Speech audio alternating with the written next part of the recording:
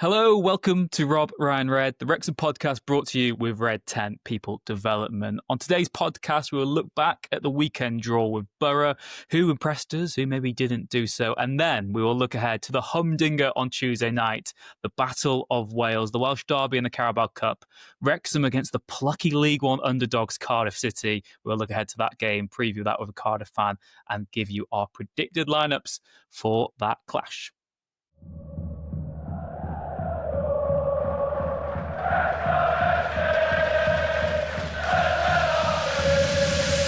Rob, Ryan, Red.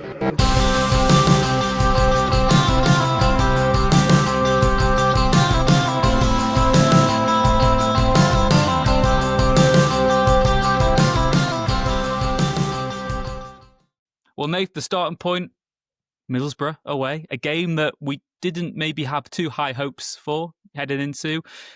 The team who are second in the Championship, or were heading into the weekend, and another game in which Wrexham would have been happy with a point beforehand and maybe a little bit disappointed by full time that they didn't get all three, which is testament to just how good we've been on the road this season. Yeah, great away from home. Millwall, they're a really good team. We expected that pre-season. Get a clean sheet there, 2-0 win. Obviously, the downside with that one was losing Danny Ward. Leicester, I felt like had there been another 10, 15 minutes in that game, we probably would have gone on and won that. Really good point there, even with them not clicking on all fronts under Marci Cifuentes, but that's still a very good point at a former Premier League side. Southampton, yes, we lost that, but we came, within a flick of getting a point there, if not winning it, minutes away from winning it. And you go to Middlesbrough, who, like I said, had the best defence in the Championship and have been imperious at home. And I have to say that if Kiefer Moore sees it again, I'm sure he'll be disappointed. You get a free header a few yards out. He makes it 2-0 there. It's game over, and Middlesbrough don't come back. Obviously, that doesn't go into the back of the net, and they go down the other end. And Hayden Hackney, who Johnny mentioned in the preview, was the one to watch, and he punished us from a header and ended up getting over George Thomason. So, before the game, point would have been great, wouldn't it? After the game, I think you're thinking, it's one of them where yes, they're second. It's still super early days, but I think Wrexham have seen that on the road their style, their solidity, their low block is incredibly effective, right? And you could go to anybody in the league right now, and it is a topsy-turvy division. And those who were at the racecourse, at the Riverside, were saying that, Middlesbrough were fine. They weren't world beaters. I still think West Brom is that team that I feel like they are one of the few teams that did just play us off the park. Pretty much everyone else we've been in the game with. So, really encouraged, even if, it's tinged slightly with disappointment that we didn't manage to win it. I think it's very difficult, isn't it, to judge a team we've seen at home to one we've seen away. Like you said, what is encouraging is that we can give anyone a game away from home because this style of play really works for that. But at home, when there's that onus on us maybe to be a bit more expansive on the ball, do a bit more with possession, you can't quite execute it. And Wrexham fans probably wish we were going away to Cardiff and Coventry this week rather than playing them both at home, just the way that this season's gone so far. And they've 2 changes as well to the starting lineup for the trip to Borough at the weekend. Broadhead dropped out after we said he's like the only certainty to start in the game. He dropped out.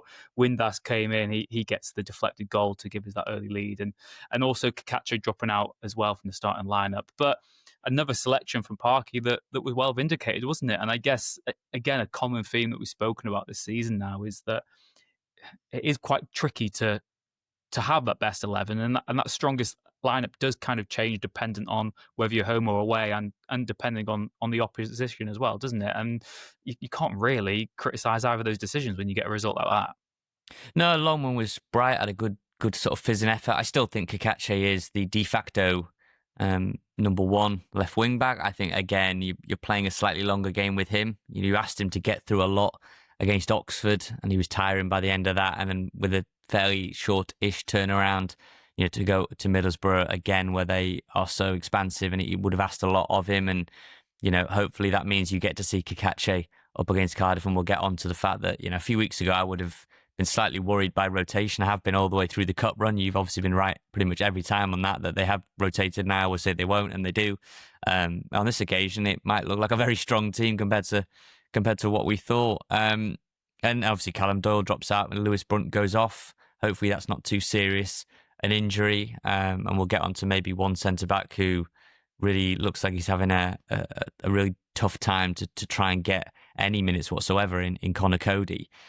What I was going to throw back at you, Rich, was I saw a stat after the game that Wrexham are second in the table of points dropped from winning positions.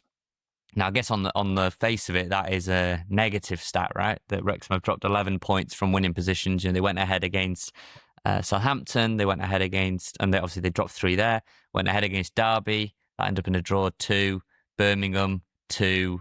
Trying to think who else we took the lead against. There must be a couple of others that we took the lead. Obviously, Middlesbrough, the latest one. Sheffield Wednesday is another. So there's 5 that I've give you the top of my head. But I actually saw that in a fairly positive light, or more positive than I think the black and white sort of nature of that stat is that Wrexham are absolutely competing in every game. They are really close to clicking into a dominant team that can do really well at this level. I think maybe that's a bit more experience, a bit more cohesiveness, a bit more maybe flair, maybe 1 or 2 additions down the line. But I'm just thinking bigger picture, this season is quite good to just see where you are. And I know it is a good opportunity this season for whoever does go up. That's probably Coventry, and that's probably maybe a Bristol City or a Middlesbrough if it turns out like that. There is no dominant Leeds or Burnley or teams like that. But from what I can see with Wrexham, it's not like we are scoring, at the death, a smash and grab just to scramble a point, having been completely outplayed. Wrexham are taking it to teams, particularly on the road, and even though, like I say, even though that stat dropping 11 points, only second to Southampton, it is a negative, or is meant to be a negative. I'm actually encouraged by the fact we're able to get into these winning positions. Yeah, I think it's just one of those easy stats to throw at Wrexham. And again, it's one of those things that there's obviously huge negative connotations to it, but that implies that you've already won those points and then you've thrown them away. That is just not how football works whatsoever. And I think the higher you go up in the divisions, the more those tiny, fine margins, those variables really do dictate almost every single result. I know there's a few teams at this level who are getting, Coventry, basically, who are getting some comfortable wins. But most other games, you check around the division, it's 1 or 2 goals in it. And then if you actually ask fans who are at those games or you watch the match, there's always a moment where the team who loses might have got something from it, or when there's a draw, the other team might have won it. So I think it's very easy for sort of, I don't want to go over, I sound like sort of a Facebook dad if I say the mainstream media sort of saying, whack these stats out that make Wrexham look negative. I feel like that's us. We are the mainstream media, but I take your point. But if you just look, like I said, those sort of stats go viral on social media and people say, look at Wrexham, look at all the money they spent. They're dropping all these points, but we never had those points in the first place. The whole point is it's a point gain because we didn't have a point to begin with when we were into that match. So I think it is just your sort of outlook on the match. I think it is the risk, but taking the lead in so many games. Yeah, I think it is, but I also think like if you're Phil Parkinson, you want to see more games out, right? Like if you get that little bit more luck, that little bit more rub of the green, you shoot up 5, 6, 7 places. And I think in the longer term, if you're in the habit of getting that first goal and you're not constantly chasing games, if anything, Wrexham defensively are still figuring it out, right? We got a little bit of stick for what we said about Callum Doyle last week.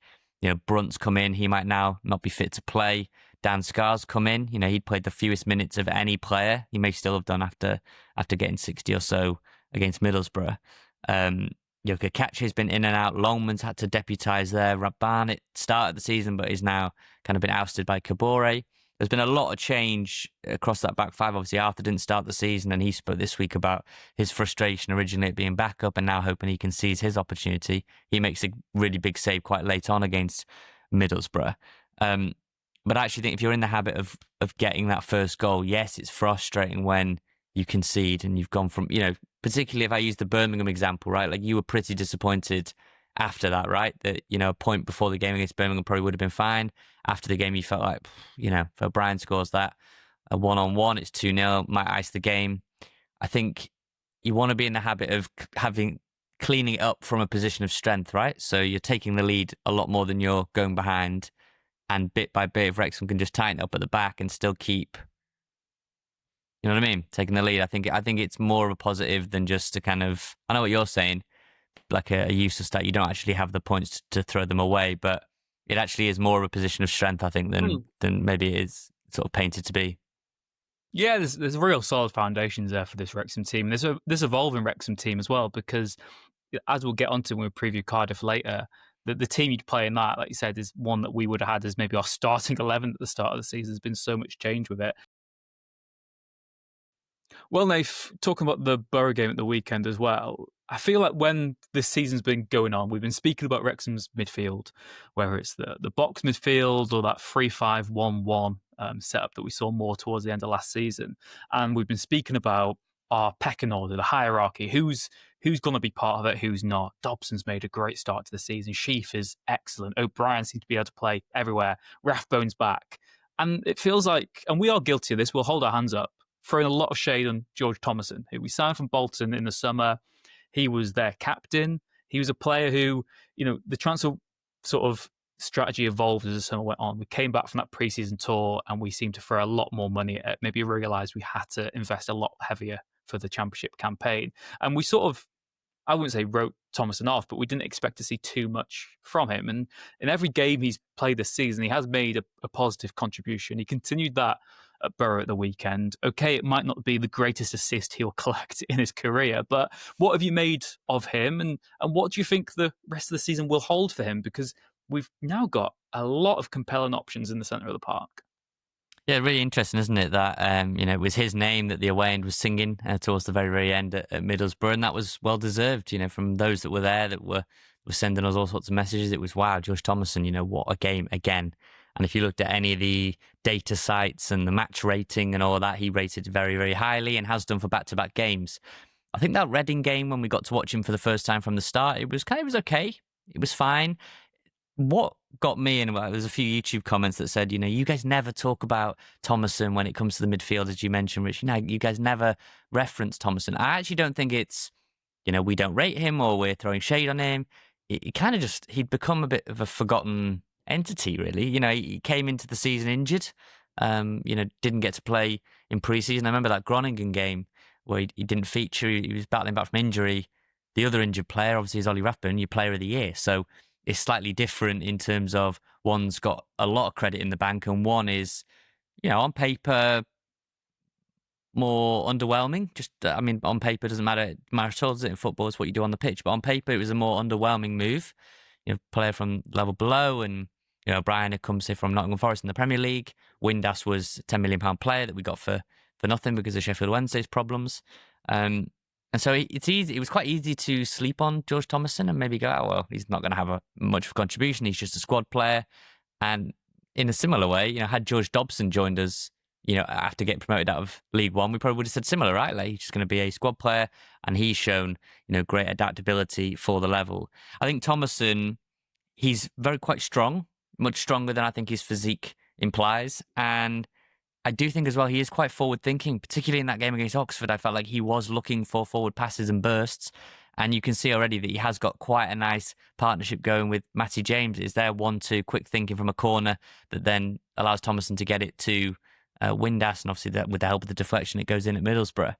And I love stories like this where he was essentially, not involved at all, not in the thinking at the very, very start of the season. And now he looks like a starting midfielder with this 3-5-1-1. And, that Sheaf's injuries presented an opportunity for James to come back in. O'Brien has dropped out. O'Brien was brilliant for us for the first few weeks, and now it's Thomason's time. Thomason's time sounds like a really naff children's show, doesn't it? But Thomason's time, and all power to him. He's got the shirt right now, and it might be that O'Brien is the one who starts on Tuesday against Cardiff. And I think a few weeks ago you would have thought that was a very, very remote possibility. Definitely, and it's you've got to just take that opportunity, and everyone will get a chance at some point, won't they? And I guess the other fact is even now Thompson's just not played enough minutes really to have that really fully formed opinion on him. And so far what we've seen has all been positive. It's maybe how he copes when he does become a regular in the lineup, because I feel your judgment on the player does depend on the kind of squad role they have. If it's a player who's only coming on every now and then, you look at them really favourably because you say, well, the result's not in their hands. Whereas when someone becomes a regular starter, they're under a lot more scrutiny and there's a lot more sort of analysis of what it is they do and bring to the side. So right now, yeah, really excited, encouraged with what he can offer us. You mentioned earlier as well, Nath, now the defence, and this will kind of lead us on to Cardiff at some point, hit by hook or by crook. It's the fact that Doyle's been suspended, Brunt had that injury, and when Parky turned to the bench, we were saying, no, is he going to go to Coady? And he went to Dan Scarr, and he's gone to Dan Scarr a few times now from the bench this season. Conor Coady is reputedly Wrexham's highest earner. He came with a lot of, debate and discourse around that. Is it someone that's got a wealth of experience? We said, look, if there's one position you can go for a veteran this summer, it would have been in central centre defence. And then Coady bombed out the squad after that defeat to QPR, not been seen since, now being overlooked when we do have these defensive changes within matches. What do you make of that? Because even last season, there was a spell before the end of the campaign where Dan Scarr wasn't really getting a look in, and now he's ahead of Conor Coady in the pecking order. You'd say it's definitely not gone to plan for Conor Coady. Joined, I think it was like a day or two from when Wrexham sort of expressed their interest and firmed up their interest to him signing. So it was a very quick done thing. 2 million quid, significant wages, right up there among the top earners. And, it was a very lucrative move for Coady, who is a player that's approaching the end of his career. He's no doubt going to go into punditry and media when all that's said and done. He's already doing a lot of that with various podcasts and TV appearances. I guess you could make the argument maybe he was scapegoated and made a start to the season where the defence as a whole were disjointed and underperforming. Particularly that QPR game, he did massively underperform, but there have been countless games, I think, where we can point to various players who have played well below the level and have had opportunities to right that wrong. I would say since then, Coady has probably found himself the 6th choice centre-back behind Dom Hyam, Callum Doyle, Lewis Brunt, Max Cleworth, Dan Scarr, and then Conor Coady. That would make him the 6th choice.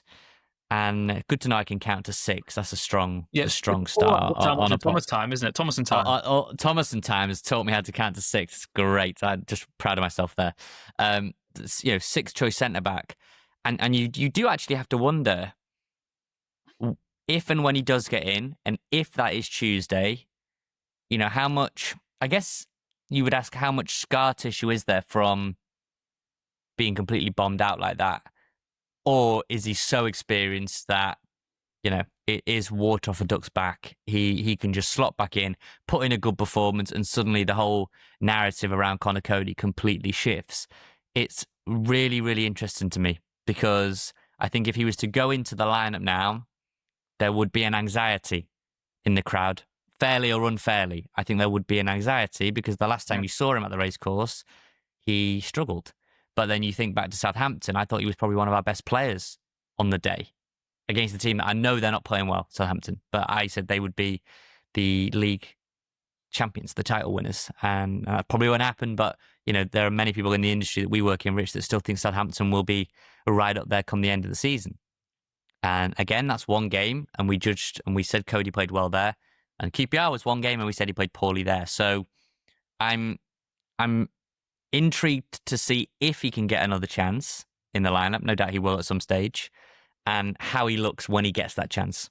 Yeah, I still do want to see Coady given that same opportunity, a fair opportunity in a match where he can play central centre defence, and he's got, either Doyle or Brunt, whoever's the most important moment to his left. He's got Max to his right, and he's got Cae and Kabore as well there, and then a settled midfield, hopefully. Whatever that might transpire to be, whether we ever actually have that, hopefully it does happen soon enough and Parky selects that. I'd like to see Coady given that chance because, like you said, I think he was really poor against QPR, but the whole team was, and it did feel like he's the high owner, he's the guy who's got the huge pedigree, the really impressive CV. The guy's been to a World Cup. Ironically, he's probably the only Wrexham player who'll be at the World Cup next year because it'd be a pundit, won't he? But I would like to see him given that chance. I don't want to write him off just now. He's not been good enough. He needs to be better. But I also think that there's a lot more to come. And it's proven the first few weeks of the season. We've just been speaking about Thomason.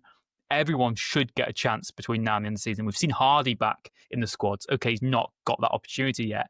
But we've seen so quickly that everyone will get that opportunity. And I wouldn't write Conor Coady off yet, but when he comes back, I think there will have to be a little bit of understanding depending on what sort of scenario that is that he's reintroduced.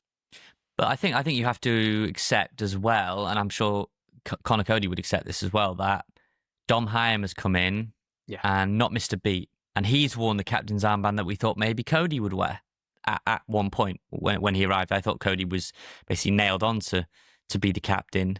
Dan Scarr has worked hard to get himself back into the mix. Max, we put that graphic out on Instagram. He's played very well for a number of weeks now.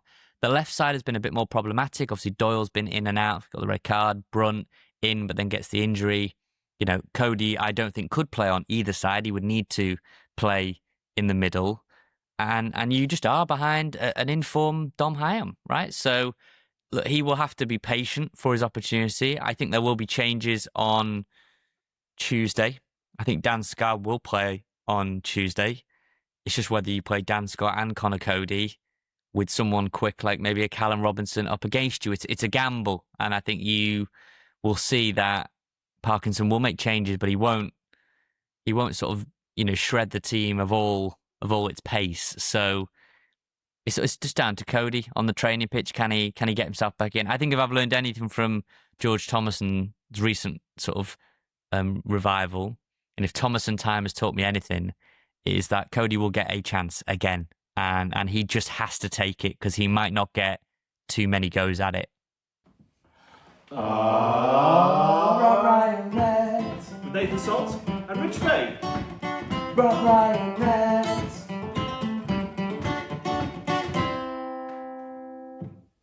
Well, Nath, speaking of Tuesday night then, Wrexham versus Cardiff, North versus South, the haves versus the have-nots, that divide in the nation, maybe not the biggest derby clash for either team, but it's the only one that will matter this week. Wrexham, the team who have such a rich history as being the underdogs in cup competition, go into it probably, you have to say, as favourites, the team a division above Cardiff City. Ahead of the game, we caught up with Si from the Cardiff City World Podcast to get his opinion and thoughts ahead of a mouth-watering night at the Cae Ras.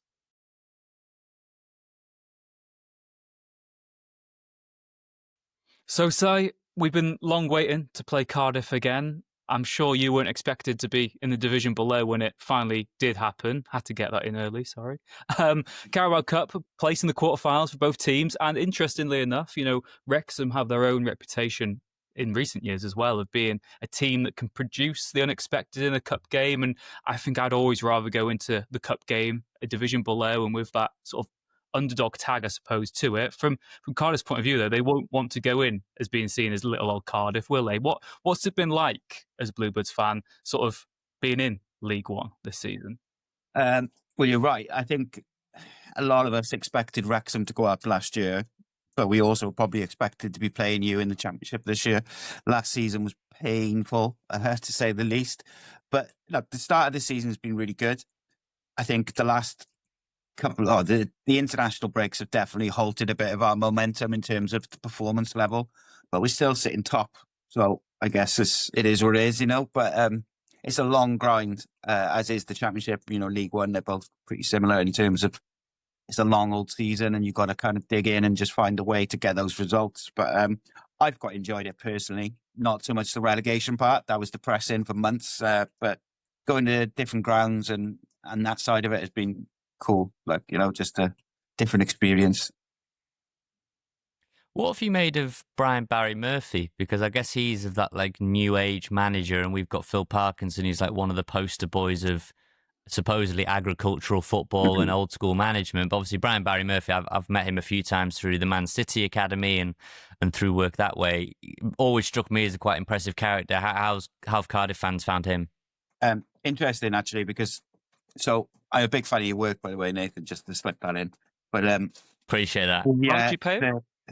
Yours too, Rich, of course, But no, to be honest with you, it's funny. I did a video on Cardiff City World about, I think it was about 7 months before he was appointed, saying that Cardiff should appoint him at just in any way they could, whatever role, whether it was coach, director of football, manager, they needed to get him in the club while he was sort of available.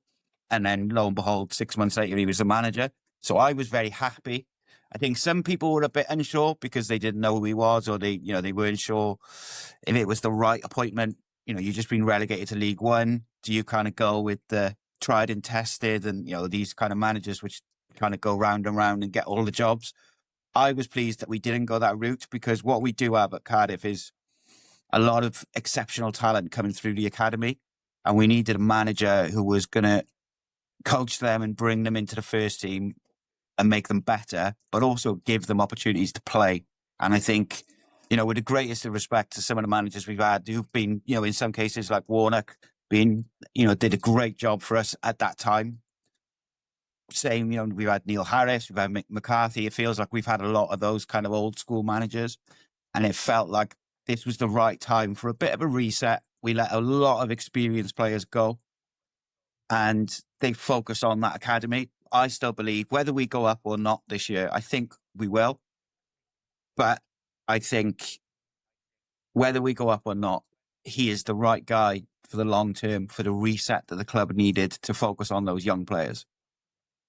You mentioned there as well that I know nobody ever wants to get relegated, but sometimes it is what a club kind of feels like it needs. And it's very easy for an external fan to say who doesn't support them, because you can say from the outside that they just need that momentum. And from a Cardiff point of view, it must be quite refreshing that most weeks you're winning games again now.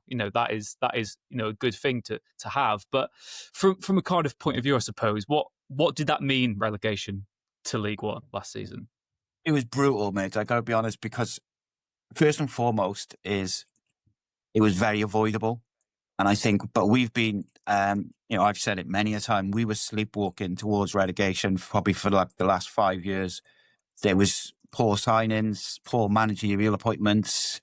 We didn't have the right sort of mentality and personalities in the dressing room. And it didn't feel like a Cardiff team. Like the one thing I would say now is that it feels like the players are very together with the fans. They care. Whereas it hasn't felt like that for a long time. And I think, it's tricky, right? Because everybody wants to go straight back up.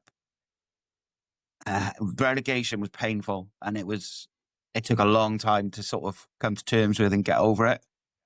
But I think if we can stay on the sort of path that we're on with regards to the squad and the players, I think we'll be much, much better off in the long term. But on the other side of that, it's never good to get relegated, ultimately, is it? It's never a good thing. But sometimes you've got to take a step back before you can take two forward. And I think long term, we're probably in better shape. But, it's still not very pleasant, let's say that. I made a video, I put it on TikTok from when me and Rich were saying 10 players we would quite like Wrexham to sign. And one of those I picked out was Ruben Colwill. Really like Colwill. I think he's actually... I don't understand this reluctance from Craig Bellamy, Wales manager, to something there he doesn't like, and I can't quite figure out what it is. In the replies to that, there were a lot of Cardiff fans at the time that said, you can have him. He's rubbish. You can have him. He's no good. He doesn't work hard enough. His attitude stinks. And I couldn't believe that at the time. And from the League One games I've watched this season, him and his brother, his younger brother, I think it is, isn't it? They both look like absolute diamonds. So Ruben's a strange one. I think he's to quote a bit of a stereotype. These kind of players who've got like a bit of a languid style. I think he suffers from that a little bit. However, I think what has impressed people, and I think he's won a lot of people around this year in the Cardiff fan base, is that his work rate and his sprints and everything. He's one of the fittest in the team. He's etc. But he also, everything good that has happened at Cardiff this season, whether it's comebacks, whether it's good performances, it usually revolves around him having a good game. And I think he's still a bit of a scapegoat. Don't get me wrong. Even yesterday, he wasn't at his best yesterday, but no one was. But you'll see the social media is very much directed at him. I don't really understand it, but I guess he's vice captain now, and he's the poster boy for Brian Barry Murphy in many ways, because Callum Chambers, who's the club captain, often is on the bench. And so Ruben is the captain most of the time. And a lot of those young players who've come in from the academy, he's also like their poster boy, if you get what I mean, because he's like that one who's 2-3 years older than them, who've who's come through, has played 150 first team games. So they look up to him. So I thought that was a really good appointment. And I think he's taken that responsibility on his shoulders, and he's got a lot more. He's been really consistent this year. Yes, yesterday he had an off game, but I also think one of Cardiff's problems is there's a couple of players in him and Joe Bagan who we haven't really got a rotation option for. So they played like every minute of every game. And I just think sometimes we need to wrap them up in cotton wool a little bit before they get a bit fatigued, and then you don't see the best out of them. But it'll be interesting. I think he's quality, and I think a lot of the reasons which you mentioned about Craig Bellamy, not wanting to select him, sprinting was a big one of it. His intensity was a big one. He kind of put them all to bed within a couple of games of the Championship of League One this year. And that's why he ultimately was called up as a replacement to the one squad, and then he was obviously called up as a replacement to the second squad. I've got to be honest, without going into any detail, it doesn't feel like a footballing reason why he's being left out, because when you look at what Wales had in the midfield against Kazakhstan, for instance, when we got completely overrun, and you're kind of looking at who's not there and who's sat on the bench, and you're thinking, this is weird that they're not in the team, but I guess a manager lives and dies by his team selections ultimately, and I guess that's one of the ones which Craig will sort of go with, and he'll be on his sword for that one. In terms of the game on Tuesday night, then, who do you think would be the key Cardiff players, either defensively or offensively for that game? Who do you think needs to have a good game for Cardiff to get a victory?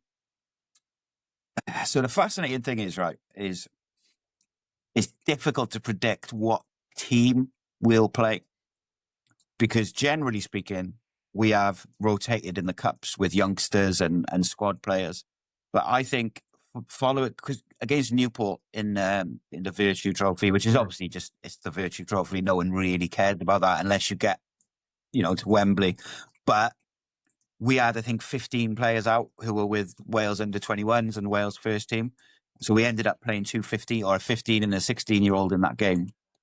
I don't expect it to be rotated like that, because a lot of those players are available. I think we'll go quite strong, because I don't think the management and the fans particularly will want to lose a second game to a Welsh rival. So I think we will go strong. Ultimately, for me, like I say all the time, Nathan Trott hasn't really played the cup games. I would play him for this one simply because he's been absolutely sensational. He's kept us in so many games. He's been extraordinary. I got to say, I cannot believe he's a League One goalkeeper.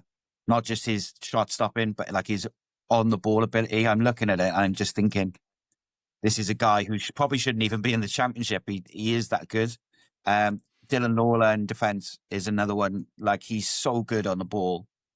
He reminds me a lot of Rio Ferdinand when he was young. He's still got a lot to learn. He's only 19, but he is sensational. And he was, on his Welsh debut, he was sensational as well. Mm-hmm. But he's a big part of how we play as well as defending. He's a big part of how we play through the middle and how we build up. So I'd look at him, Ruben Colwell. And then you've got the sort of front two, Callum Robinson or Yusuf Sadic, depending on which one or if both play. They're obviously the goal scorers, but the last one I would definitely mention is Ronan Kapakio as well.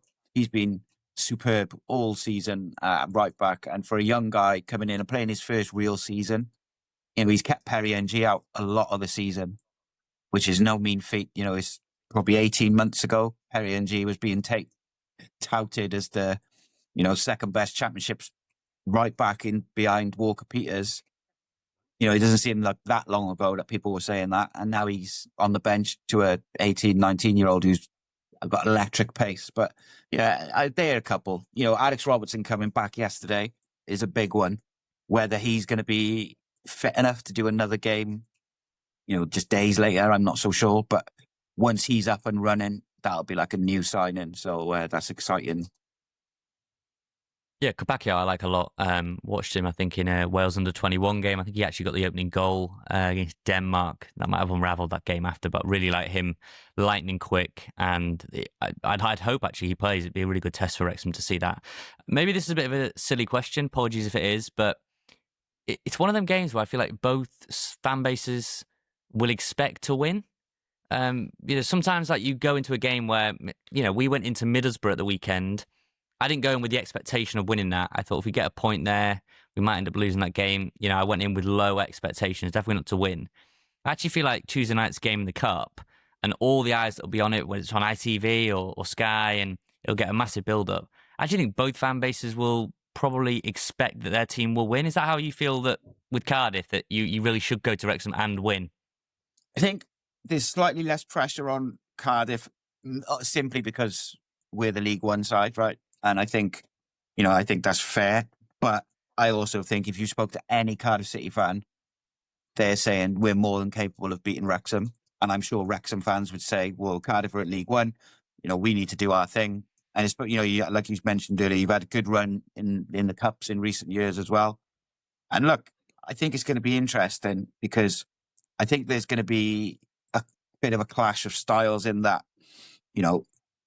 I haven't seen a lot of Wrexham this year, but obviously Kiefer Moore's been doing really, really well. So I would expect you to get the ball into him relatively quickly and then play off him and things like that, which probably doesn't suit us. Whereas if you try and get the ball down and play up from the back and do this sort of thing, that will suit us down to the ground because we like to go and chase the ball and go and press and win it high. So I'm really fascinated by it because I mentioned, for instance, Dylan Lawler. I actually think he might not play. I think he might rest him and put Callum Chambers in because I think they'll look at Kiefer Moore and think, oh, he's big, he's physical. Maybe we need sort of Fish and Chambers to give that extra physical presence. But as I said earlier, I'd be really fascinated to see what the teams are from both teams. I would love to see both teams put their best 11 out and just go for it and have a bit of an old school cup tie, rivalry, whatever, derby. I would love to see that. My worry is that both teams kind of rotate and they're both a bit disjointed and we end up with a kind of bore draw that goes to penalties. I'd be disappointed with that. Like, I want to see a bit of a cutthroat, proper cup tie. I was going to ask you, Sal, as well. What was the Cardiff reaction to the draw? Because Phil Parkinson said himself before it, look, he's never had that plumb Premier League tie as Wrexham manager. We've had some loads of good cup runs, but we've never played a Premier League tie. Myself and Nath, we wanted one of the Premier League teams. As a Cardiff fan, you've obviously been in the Premier League. You've played all the big teams. You've got massive results against lots of the big teams as well in recent memory. So from a Cardiff point of view, were you excited by the prospect of Wrexham away and a winnable game, you'd probably say, for a chance at the quarterfinals? Or did Cardiff fans as well maybe fancy taking on one of the elite? So one of the things when I was a kid, right, which was a long time ago, I would never have expected to ever see Cardiff City in a FA Cup final or a Carling Cup final or a League Cup final. And I've seen both. Now, I did a video recently on the FA Cup run with some of the players, which is not out yet, but it will be soon. And one of the things that was very obvious in that sort of run to Wembley is we didn't really get, not a difficult tie, but we never got a team where you were going into it thinking, oof, we're lucky if we get through this. They were all very winnable. I think off the top of my head, it was like Hereford. I think Wolves was, pretty good at the time. Middlesbrough, we got in the semi-finals. Barnsley was the semi-finals. So, do you know what I mean? It was a very sort of, we kind of just like eked our way to the final. And the Carling Cup, I think we had some tougher draws. But the answer to the question is, I think most fans were probably happy. It's a team we haven't played. We haven't had a trip to North Wales for a long time. And I think the older ones in us remember the sort of Welsh Cup ties back in the day and things like that, which were, they were great. I really missed the Welsh Cup, got to say. But I'm quite happy with a game that I think is winnable to a certain degree. Even though I say, I think there's more pressure on Wrexham to win as the home team, as the team in the higher up. I am also happy that, like you say, you could be in the quarterfinal and you never know what can happen after that. You never know who you get. If you get another game which you feel like you could win, and then all of a sudden you're making plans for Wembley. And I think I've got that little bit of belief more because I've lived through it a couple of times now where, yes, it's nice to get a Premier League team, but, it's also all right just to sort of squeak your way all the way to the final. So, either way, I'm happy. I am happy to get Wrexham, but also, saying that, I will add one more thing. We played Burnley the other week in the cup, and it was probably, in my opinion, our best performance of the season overall, because the way a Premier League team wants to play suits us down to the ground. They want to get the ball down and they want to play. That really suited us, and I know they made some changes, but we really dominated that game. So yeah, it'll be interesting. Like I say, I couldn't call it, I got to say. Well, the last one from me, I actually think, to go back to your earlier point, I think there will be a fair bit of rotation on both sides. I'm actually not sure Kiefer Moore will start. I think maybe another Welsh international, Nathan Broadhead, will. And we'll see. I think it'll be about, who can produce the magic moment. It'll be a fairly tight game, I would think. And I also think maybe we might get a really, really good rendition of the Welsh national anthem in every sort of portion of the ground, which is you're not something you would get very often. So we'll see atmosphere-wise. Lastly, I was just going to say, from my point of view, I'm on this podcast loads banging on about trophies and lasting memory, and why I would always take a deep cup run over maybe a mid-table finish. And I know that every position in the league you get more money, etc., etc. I get all of that. But when you look back to like an FA Cup final, and if Wrexham can knock Cardiff off and get to a quarter-finals of a major trophy, Carabao Cup is a major trophy, before anyone sort of comments otherwise.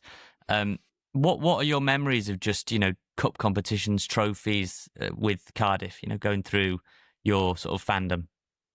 They're ultimately, right, I think other than your promotions and stuff like that, winning a trophy or getting to a final at Wembley, or we won the playoff final at the Millennium Stadium, Leeds United in the cup when Leeds were top of the Premier League, unbeaten.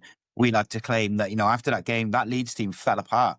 They fell apart in Europe that season, and then they obviously didn't win the Premier League that year. And I think, but it's those memories in the cup which I think do stick with you. As I mentioned, I never expected to see Cardiff City in the FA Cup final, and I saw them.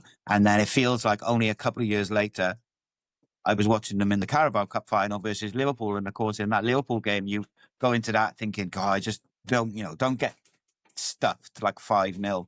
Like, I think it was Wigan versus Man United, or no, Millwall versus Man United, I think, in the Millennium Stadium, where it was really like 5-0 or something. And like, you don't want to embarrass yourself. And of course, against Liverpool, we took it into penalties, and it was brutal losing on penalties. But also, you didn't expect to beat Liverpool in a cup final either. So that was incredible. Ben Turner's 100 and whatever minute equaliser to take it to penalties was literally one of the greatest 30 seconds of my life. It was unbelievable. Although then Kenny Miller missed an almost open goal about a minute later, which was probably the worst 30 seconds of my life. So there we go. I was going to ask you as well, Si, before we get the prediction, which I'm guessing I know from your point of view, what does the Wrexham rivalry mean from a Cardiff point of view? Do you even call it a rivalry? I know that it's going to be billed as that. It's going to be a Welsh derby. It's going to be North versus South. It's going to be Gogs versus Taffs and all that in it. But from your point of view, how do you look at Wrexham as a game? Historically, for you, what does that match mean? Does it mean anything different? Like, there's not a rivalry like in terms of like Cardiff and Swansea where they absolutely hate each other, and there's not that. But it is a Welsh derby, and you can't get away from that. It is North versus South, and I think I would like to see it embraced. I was one of the few. I wanted all three of the Welsh teams, obviously Byron, Newport, to be in the Championship this year. I wanted that. I wanted those games. And as far as I'm concerned, the higher up Welsh teams can go, the better it is for the Welsh national team. I just always want Cardiff to be the highest up, if that makes sense. But hopefully over the coming years, that rivalry will grow where we play each other more regularly in the league and the cups and things like that. And it can grow because at the end of the day, rivalries, much like cup runs, is what football is. Without them, you're kind of lost and it becomes all a bit soulless. And one of the things I really like about Tuesday is, the racecourse is a good old school ground. One of my favourite games this year was Wimbledon away, just because it was like, and just not one of these new stadiums that is just, they all look the same.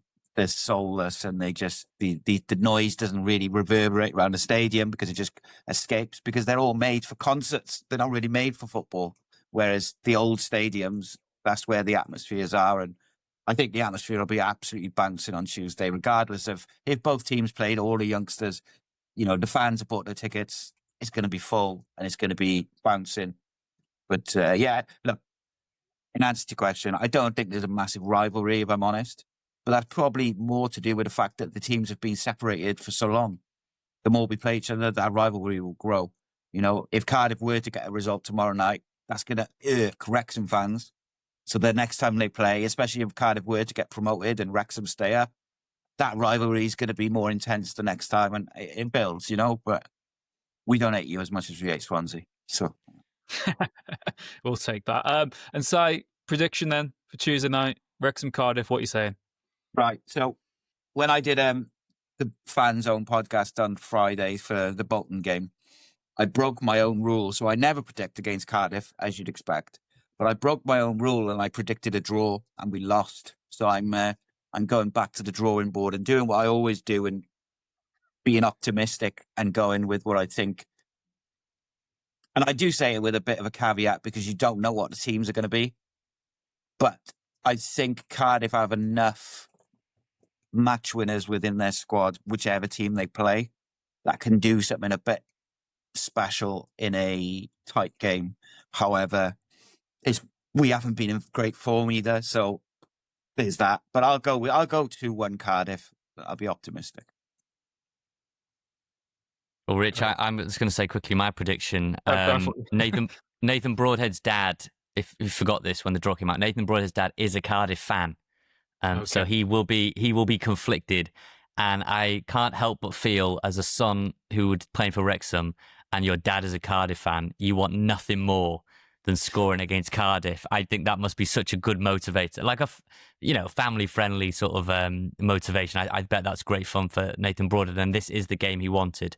I know you will probably think we'll give our predictions later, but while Si is on here, I'm going to say that I actually think it'll be a bit of a humdinger. I expect us to make changes, particularly probably in the defence, and I expect Cardiff to make quite a few changes, maybe more than Si was letting on for. So I'm going to go Wrexham 3, Cardiff 2, 5-goal thriller. I think I'm going 1-1, penalties again, ole. We'll see what happens though. Si, thank you very much for joining us on Rob Ryan Red. Who knows, maybe we'll have you on again next season as well. Hope so. Rob, Ryan, Red, who are we to disagree? With Nathan Salt and Rich Fay. So, Nath, we gave our predictions there. Are you going to budge now or off air and we don't have to be nice to our guest? Or No, I'm going to stick. I still think it'll be quite high scoring. You're just so angry at my prediction. You just dropped something. Rich doesn't like my 5-goal. Rich does not like my 5-goal prediction of 3-2 Wrexham, which I thought he would. Wrexham winning it for once. Although I would say that every time I've predicted against Wrexham, the result seems to be much more positive. So I'm quite wary of predicting a positive Wrexham result. I do just think we might edge it, mainly because the changes, in a perverse sort of way, I feel like they make us stronger than maybe it would have been a few weeks ago when our team looked fairly sort of star heavy and the reserves were maybe more reserves. I feel like now it's a bit of a mishmash of both. And like I said in that chat there, I think Nathan Broadhead will be incredibly motivated. I think Sam Smith, I put a graphic out on Instagram again about the limited minutes he's had. I think he'll be incredibly motivated. Ben Sheaf, if he comes back in, Ollie Rathbone, if he gets on the pitch. Ryan Barnett, I think, will be motivated. He hasn't had a lot of minutes of late. So, and if it's Kakache, if it's Max again, if it's Brunt, if it's Coady, there'll be a lot of players there that have something to prove, right? And have been chomping at the bit. And yeah, I'm quite excited that we've got to this point where it's a bit of a mishmash, and the team could honestly be anything. I think it could really be a pick-em. It's fascinating to think about it, isn't it? Because like you said, you'd probably say Burton in goal, and then you go back three. Doyle, I think he'll be back, won't he? You'll have Scar, maybe Max plays again. Then you have Barnett and Kakache on the flanks. Maybe you then have, again, the midfield's fascinating because it probably is O'Brien, and it might still be Dobson. Broadhead will probably play off Sam Smith, I reckon, and there's another spot there in midfield for someone else. So even though you're saying Wrexham might make what would be wholesale changes on Tuesday night, like you said, because of the transition we've had in recent weeks, it's really strong. And there might be some people who say, well, the midfield on Tuesday could be stronger than the midfield that started on Saturday, oddly, in a weird way. But it's about what you do on the night. And again, we've now won at home in the league this season. We've had some good results in the cups already, Nathan. It's a real moment, isn't it? Wrexham, Cardiff, whether we like it or not, it's on ITV1 here in the UK. It is a massive. There's going to be a lot of hype around the game, and Cardiff come into it. I know you say, Nave, there's no such thing as a free hit, but from their point of view, as long as they don't get trounced, they can just come to North Wales and try and upset the apple cart. And I would always rather be that lower division side. It reminds me when we went to Coventry, when we went to Shrewsbury in recent memory as well. And, it's kind of similar in that sense of the Shrewsbury one, because we are the bigger team than them right now, and we're in the high divisions. And I know Wrexham fans will always say we're the bigger team than them, but it suited us that we were the team in the league below winning all the time, and they weren't. Do you know what I mean? They were in the division below, and they could only really fail in that game. They had to win, and even if they won, they wouldn't get much credit for it. And you almost feel like that could be the case of Wrexham on Tuesday night. If we do beat Cardiff, people aren't going to be. I don't think people will be saying, "Oh, that's a really impressive, important Wrexham win." Do you know what I mean?